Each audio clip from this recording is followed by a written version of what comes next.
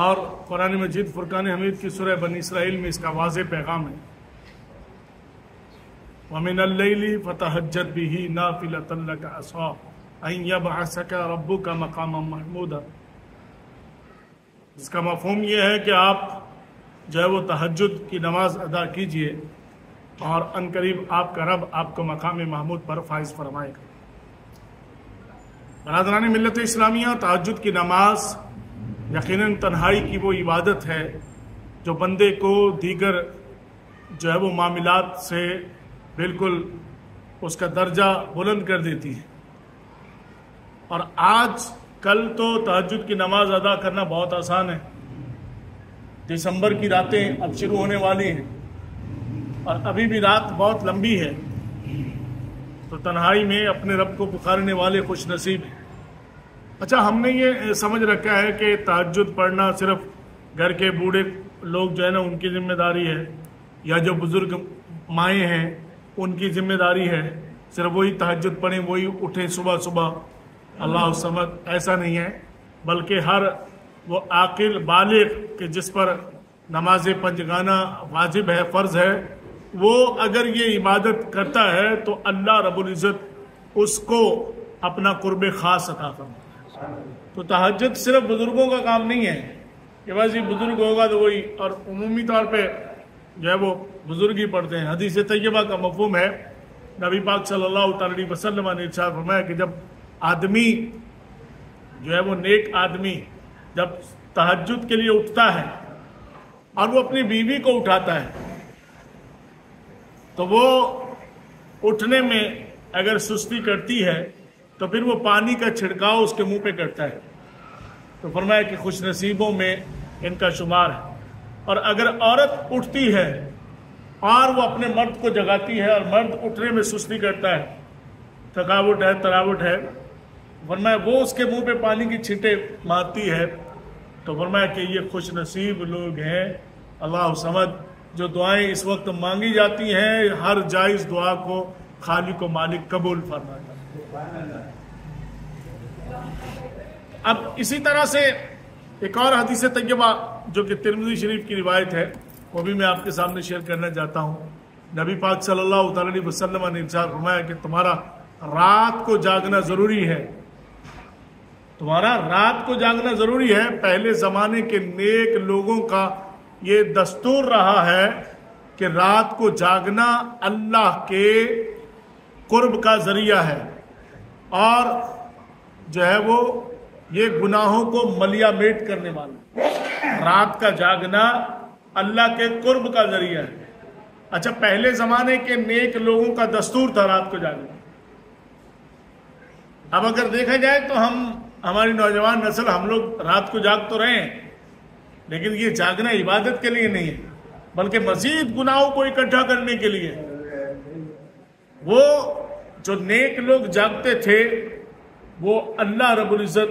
سے اپنے گناہوں پر معافی کے طلبگار ہوتے تھے، تو نیکوں میں ان کا شمار ہوتا تھا، اور قرب خدا بندی کا یہ بہت بڑا جو ہے وہ ذریعہ ہے، سکون قلبی کا بہت بڑا ذریعہ ہے۔ ابھی دیکھ لیں آپ، رات کو جاگتے ہیں، نوجوان بھی جاگتے ہیں، بزرگ بھی جاگتے ہیں، اور سارے جاگتے ہیں، لیکن اس میں عبادت نہیں ہے، بلکہ یہاں تک جب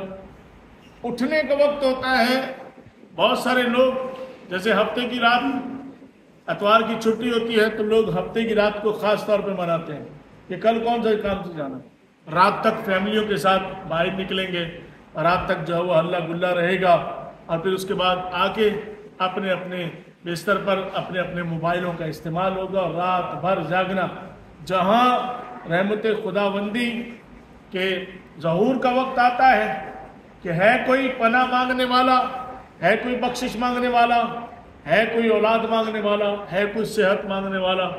وہی ہم جناب اپنا موبائل بند کرتے ہیں،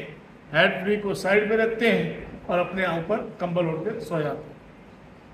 یہ ہر خاص و عام کا اگرچہ یہ وتیرہ نہیں ہے، لیکن زیادہ تر عمومی طور پر یہی چل رہا ہے۔ تو یہ اللہ رب العزت کی نافرمانیوں کا جو ہے وہ بہت بڑا جو ہے وہ ایک ذریعہ ہے۔ فرمایا کہ اللہ رب العزت کچھ ایسے اس کے بندے ہیں جن کو دیکھ کر جو ہے وہ 3 ایسے خوش نصیب بندے ہیں کہ جن کے عمل کو دیکھ کر اللہ رب العزت بہت خوش ہوتا ہے۔ اب دیکھتے ہیں کہ ان خوش نصیب 3 لوگوں میں ہمارا شمار ہے کہ نہیں ہے۔ اور حضرت ابو سعید خدری رضی اللہ تعالیٰ عنہ راوی حدیث ہے، اور رسول اللہ صلی اللہ تعالیٰ علیہ وسلم نے ارشاد فرمایا 3 آدمی وہ ہیں جن کو دیکھ کر اللہ رب العزت خوش ہوتا ہے۔ پہلا وہ بندہ جو رات کے وقت اٹھ کر نماز تہجد پڑھتا ہے۔ بہت آسان ہو گیا نا، اب تو سوشل میڈیا پہ جو یہ پیغام سن رہے ہیں وہ بھی دیکھ لے گا کہ وہ ایسی کیٹاگری میں اس کا شمار ہے کہ نہیں، جو رات کو اٹھ کر کے تہجد کی نماز ادا کرتا ہے۔ پہلا وہ آدمی ہے۔ دوسرے وہ لوگ جو نماز کے لیے صفیں باندھتے ہیں۔ نماز کے لیے جب نماز جب کھڑی ہوتی ہے نا جماعت، تو صفیں باندھتے ہیں۔ اس کا مطلب یہ ہے کہ پکے نمازیوں کی بات ہو رہی ہے کہ جو نماز کی صفوں میں حاضر اور شامل رہتے ہیں۔ اب ہم دیکھیں کہ اگر ہم نمازی ہیں اور پہلی صف میں یا دوسری صف میں ہم شامل رہتے ہیں تو ہمارا شمار بھی ان لوگوں میں ہے کہ جن سے اللہ رب العزت خوش ہوتا ہے۔ اچھا، تیسرے وہ لوگ ہیں جو میدان جنگ میں اپنی صفوں کو درست کرتے ہیں۔ میدان جنگ میں اپنی صفوں کو درست کرتے ہیں دشمن سے جو ہے وہ لڑنے کے لیے۔ ظاہر ہے جہاد والا سلسلہ تو اب ہم پر جو ہے وہ مفقود ہو چکا، اور نہ کوئی جہاد سے متعلق بات کرتا ہے، نہ کوئی سنتا ہے، اور نہ ہی اس کی کوشش کی جاتی ہے۔ تو یہ بہت بڑی بزدلی مسلمانوں میں جو ہے وہ داخل ہو چکی ہے جب سے جہاد جو ہے وہ انہوں نے چھوڑا ہے یا جہاد سے آنکھیں بند کی ہیں۔ تو اب ان 3 بندوں سے اللہ رب العزت خوش ہوتا ہے۔ تو یہ ہم آسانی کے ساتھ جو ہے وہ اپنی اسکیننگ کر سکتے ہیں کہ ہمارا ان میں شمار ہے یا نہیں ہے۔ تو اگلی حدیث طیبہ جو ہے وہ صحیح اسناد کے ساتھ جو ہے وہ ابو داؤد شریف کے اندر موجود ہے، جس کے راوی حضرت ابو ہریرہ رضی اللہ تعالیٰ عنہ ہیں۔ رسول اللہ صلی اللہ تعالیٰ علیہ وسلم نے ارشاد فرمایا اللہ تعالیٰ اس آدمی پر رحم فرماتا ہے جو رات کے وقت تہجد کے لیے اٹھتا ہے اور جو نماز تہجد پڑھتا ہے، پھر وہ اپنی بیوی کو اٹھاتا ہے تو وہ بھی نماز تہجد پڑھتی ہے، اور اگر وہ اٹھنے سے انکار کر دے تو وہ اسے اٹھانے کے لیے پانی اس کے چہرے پر جو ہے وہ چھڑکتا ہے۔ اور اللہ تعالیٰ اس عورت پر بھی رحم فرماتا ہے جو رات کے وقت نماز تہجد کے لیے اٹھتی ہے اور نماز پڑھتی ہے اور اپنے خاوند کو جگاتی ہے۔ اگر وہ جاگنے سے انکار کر دے تو اس کے منہ پر پانی سے چھڑکتی ہے۔ اول تو یہ ہے کہ ہمارے معاشرے میں شوہر کو اتنی جرت نہیں ہے کہ وہ ایک دفعہ سوئی ہوئی خاتون خانہ کو جو وہ جگا سکے، وہ چاہے دن میں سوئے چاہے رات میں سوئے۔ ہاں، ابھی اس کی اتنی وہ ہے نہیں۔ دوسرا، عورت بھی پھر اس طرح کی جرت نہیں کرتی۔ یہ معاملے تو تب ہوتے ہیں کہ جب دونوں نمازی ہوں، جب دونوں جو وہ گھر میں مصلے بچھائیں، عبادت کریں، دونوں میں عبادت کا شوق ہو، تو پھر ایک دوسرے کو اٹھائے بھی تو اس کی اجازت۔ اچھا، اس میں پھر یہ بھی ہے کہ جو ابھی شادی شدہ نہیں ہے وہ یہ سوچیں کہ یار ہم تو شادی شدہ ہے نہیں تو ہم کس کو جگائیں اور ہم کو کون جگائے، تو یہ تو فلسفہ ان کے لیے ہے۔ لیکن میں نے پہلے جیسے کہا ہے کہ ہر بالغ عاقل کہ جس پر نماز فرض ہے 5 وقتہ، وہ اگر ایکسٹرا عبادت جو تہجد ہے یہ اس کو ادا کرتا ہے تو یہ خوشنودی، سکون قلبی اور جو ہے وہ قرب خداوندی کا بہت بڑا ذریعہ ہے۔ اور ایک اور حدیث طیبہ جو ہے وہ آخری حدیث طیبہ شامل کرتے ہیں۔ یہ روایت جو ہے وہ بہت مشہور ہے اور اس کے راوی بھی حضرت ابو ہریرہ رضی اللہ تعالیٰ عنہ ہیں۔ نبی پاک صلی اللہ تعالیٰ علیہ وسلم نے ارشاد فرمایا کہ رات کے وقت جب انسان سو جاتا ہے تو شیطان اس کو غافل کرنے کے لیے ایک عمل کرتا ہے جس کو نبی پاک صلی اللہ تعالیٰ علیہ وسلم نے کچھ اس طرح سے بیان کیا ہے کہ وہ سونے والے کے سر کے پاس آ کے کھڑا ہو جاتا ہے اور وہ تم میں سے کسی ایک کی گدی پر 3 جو ہے وہ گرے لگاتا ہے، اور ہر گرہ میں وہ یہ کہتا ہے علیکا لیلن طویل، سو جاؤ، رات ابھی بہت لمبی، ابھی تو بہت ٹائم باقی ہے، سو جاؤ۔ اگر وہ آدمی بیدار ہو جائے اور اللہ کا ذکر کرے تو ایک گٹھان ایک گرہ کھل جاتی ہے، اور اگر وہ وضو کرے تو دوسری گرہ بھی کھل جاتی ہے، اور اگر وہ نماز پڑھے تو تیسری گرہ بھی کھل جاتی ہے، اور وہ اس حال میں صبح کرتا ہے کہ بالکل چست، اور جو ہے وہ اس کا نفس بھی پاکیزہ ہوتا ہے۔ ایک آدمی جو ایکسرسائز کرتا ہے وہ تو چست ہوتا ہی ہے، لیکن نفس پاکیزہ، اس کا نفس جب پاکیزہ ہوتا ہے تو اس کی روح بھی معطر ہوتی ہے۔ تو یہ جو نفس کی پاکیزگی ہے یہ اسی طرح سے حاصل ہوگی، اور شیطان تو وار کرتا ہے، تو فرمایا کہ وہ اس حال میں صبح کرتا ہے کہ اس کا نفس جو ہے وہ، جو آدمی سوتا رہتا ہے، ایک تو یہ جو اٹھ گیا اس کا نفس پاکیزہ ہوتا ہے، جو آدمی سوتا رہتا ہے اس کا نفس، حدیث آتا ہے کہ امام فرمایا کہ خبیث جو ہے وہ ہوتا ہے اور وہ سست ہوتا ہے۔ اب اس کا نفس ہی خبیث ہو گیا تو وہ خباثت جو ہے وہ پھیلاتا ہے، شرارتیں، لڑائیاں،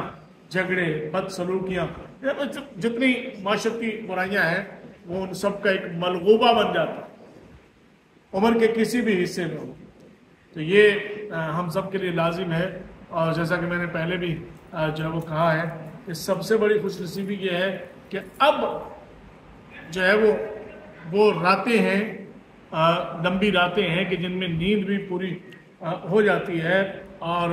جن میں عبادت بھی آدمی کرے، تنہائی کی عبادت آدمی کو ممتاز کرتی ہے ہر لحاظ سے، جو ہے وہ اس کے فوائد ہیں، اور یہ عبادت ہم میں آنی چاہیے۔ تو تنہائی میں ایک آدمی جب مصلی پہ بیٹھتا ہے، ہر طرف جو ہے وہ روح کا عالم ہوتا ہے، خاموشی ہوتی ہے، سناٹا ہوتا ہے، تو اس کی روح بڑی جلدی معطر ہوتی ہے، اس پر کشف کے بڑے سلسلے جو ہے وہ بڑے راستے کھلتے ہیں، اس پر اسرار بڑے کھلتے ہیں، بڑے اسرار اس پر کھلتے ہیں۔ تو یہ والا معاملہ جو ہے وہ ضرور ہونا چاہیے، اور پھر جو ہے وہ اس کے چہرے پر نور بصیرت جو ہے وہ پروان چڑھتا ہے۔ تو یہ اللہ تعالیٰ ہمیں اس کی توفیق عطا فرمائے۔ اور ایک حدیث طیبہ میں ارشاد فرمایا کہ جس میں اس عبادت کی فضیلت ہے، فرمایا کہ لوگوں کو کھانا کھلانا، افشوا السلام، اور سلام کو عام کرنا، یعنی کہ جس کو جانتے ہیں نہیں جانتے اس کو السلام علیکم ورحمۃ اللہ وبرکاتہ سلام کرنا، اس کے ساتھ سلام کرنا، کھانا کھلانا، اور جب لوگ سو رہے ہوں اس وقت عبادت کرنا، یہ اللہ رب العزت کے پسندیدہ ترین جو ہے وہ اعمال میں سے ہے۔ اب ہم دیکھیں کیا ہم لوگوں کو کھانا کھلاتے ہیں؟ اتنی ظاہر سخت نہیں ہے، اتنی سخت نہیں ہے، اور سلام عام اس کی بھی وہ نہیں ہے، ہر آدمی جو ہے وہ سلام منہ سے کم کرتے ہیں، ہم لوگ اشارے سے زیادہ چلاتے ہیں کام۔ اور عبادت جو رات والی ہے اس سے تو بالکل ہی، 5 وقتہ نماز کا ہمارا حال یہ ہے، مفقود ہے کہ ایک علاقے میں 10-15 ہزار کی آبادی ہے، جب بھی مسجد میں، ہر علاقے کی بات کر رہا ہوں، 4000 کی آبادی بھی ہے، 1000 آدمی کی بھی آبادی ہے، 500 آدمی کی بھی آبادی ہے، 500 لوگ بھی ہیں، تو فجر میں وہی 20, 30, 40, 150 آدمی بہت کم، 150 آدمی بہت کم۔ کراچی میں تو خاص طور پہ عام دنوں میں اگر فجر میں 150 آدمی جس مسجد میں ہوتا ہے تو وہ مسجد کامیاب ترین کہلاتی ہے۔ کہاں 150 آدمی 2000 بندوں میں سے، 5000 بندوں میں سے 150-200 آدمی نہیں نکل پاتے فجر میں، جبکہ فجر اتنی آگے چلی گئی ہے، اور تھوڑی دیر کے بعد پھر جو ہے وہ سورج نکل جاتا ہے، اور لوگ اپنے جیسے ہی نماز آپ ختم کر کے واپس باہر مسجد سے نکلتے ہیں نا، تو آپ کو گلیوں میں چہل پہل نظر آ جاتی، کوئی دکان پہ جا رہا ہے، کوئی کام پہ جا رہا ہے، لیکن وہ توفیق نماز جو ہے وہ یہ جس مومن کا خاصہ ہے یقیناً وہی خوش نصیب ہے۔ اللہ تعالیٰ ہمیں 5 وقتہ نماز کے ساتھ ساتھ نماز تہجد کی توفیق عطا فرمائے۔ اور اس کا آسان بڑا طریقہ ہے، آسان طریقہ یہ ہے، دیکھیے جب ہم کوئی دعوت کرتے ہیں، جب ہم کوئی گھر میں پلان کرتے ہیں یا کوئی پلاننگ کرتے ہیں، تو ہم اپنی فیملی اور اپنے بچوں کے ساتھ مل کے تھوڑی دیر کے لیے بیٹھتے ہیں، تو اس میں پلاننگ میں ہم اگر انہیں یہ والی ترغیب دیں کہ کہ بھئی ہم نے اتنے بجے اٹھنا ہے، اور دیکھتے ہیں کہ بھئی صبح سب سے پہلے کون اٹھ کے دوسروں کو جگاتا ہے، کون اٹھ کے دوسروں کو جگاتا ہے، تو اس کو انعام دیں یا نہیں بھی دیں، بھائی اتنا بھی کر لینا کہ کون بچہ جو ہے وہ اٹھ کے سب کو جگاتا ہے. تو بچہ نہ بھی جگائے گا اٹھ کے، جب آپ اٹھ کے اس بچے کو جگائیں گے تو بالکل وہ الرٹ بیٹھے گا، بالکل وہ آپ کو تیار ملے گی، اور اسی میں جو ہے وہ نماز فجر بھی آسانی سے ادا ہو جائے گی. کہ جب آپ فیوچر پلاننگ بناتے ہیں، جب آپ اپنے گھر کی خوشیوں کی پلاننگ اپنے فیملی بچوں کے ساتھ بناتے ہیں، جب آپ باہر ہوٹلنگ کی پلاننگ کرتے ہیں، یا کوئی مہمان بھی آتا ہے تو آپ اپنے بچوں کو بٹھا کے سمجھاتے ہوتے ہیں کہ بھئی دیکھو بھی مہمان آ رہے ہیں، خبردار اڑا اڑی نہیں چلے گی. سمجھاتے ہیں نا وہ اپنے بچوں کو، بھلے 2 منٹ 4 منٹ پہلے. تو اس طرح 2 منٹ 4 منٹ پہلے ہفتے کے ہفتے ایک سیکشن ایسا رکھ لیں. مانتے ہیں کہ آپ سارا دن آپ مصروف ہوتے ہیں، بچے مصروف ہوتے ہیں، رات کو لیٹ سویٹ آتے ہیں بچوں سے اتنے، لیکن ایک سنڈے کو یا جمعے کو ایک سیکشن ایسا رکھ لیں مختصر، کہ جس میں آپ اپنے بچوں کو یہ والی ترغیب دیں کہ بھئی ہم نے جو ہے وہ اب جو ہے وہ نماز شروع کرنی ہے. دیکھتے ہیں کہ ساری نمازیں آج کس کی پوری ہیں، وہی آپ کے بچے جو ہے آپ کو رزلٹ. کیونکہ مومن مسلمان کے جو ہے وہ اللہ رب العزت نے اس کے گھر پر، اس کے بچوں پر بھی یہ اپنا خاص کرم فرما رکھا ہے کہ وہ اگر اس طرف آتے ہیں تو شیطان کا وار چلتا ہی نہیں. جب وہ اس طرف آنے کی کوشش کرتے ہیں تو شیطان کا وار ہی نہیں چلتا. لیکن ہم نہیں اس طرف آتے ہیں، نئی ترکیب بناتے ہیں،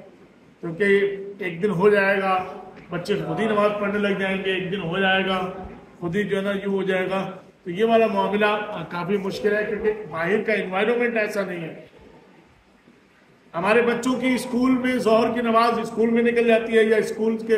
سے آتے ہوئے رستے میں نکل جاتی ہے، عصر اور مغرب ٹیوشن میں نکل جاتی ہے، تو عشاء کیا پڑھیں گے، فجر سونے میں نکل جاتی ہے. تو ان کے ساتھ تھوڑی سی پلاننگ کریں، انشاءاللہ اس کے بہت اچھے نتائج ہوں گے. دیکھیے رمضان المبارک کی بالکل آمد قریب ہے، پتہ بھی نہیں چل رہا اور کیسے یہ مہینے گزر جائیں گے. جمادی ثانی جو ہے وہ آگے، آپ کے رجب جو ہے وہ پھر شعبان ہے اور رمضان، اس کی تیاری کیجیے. اللہ رب العزت ہم سب کو عمل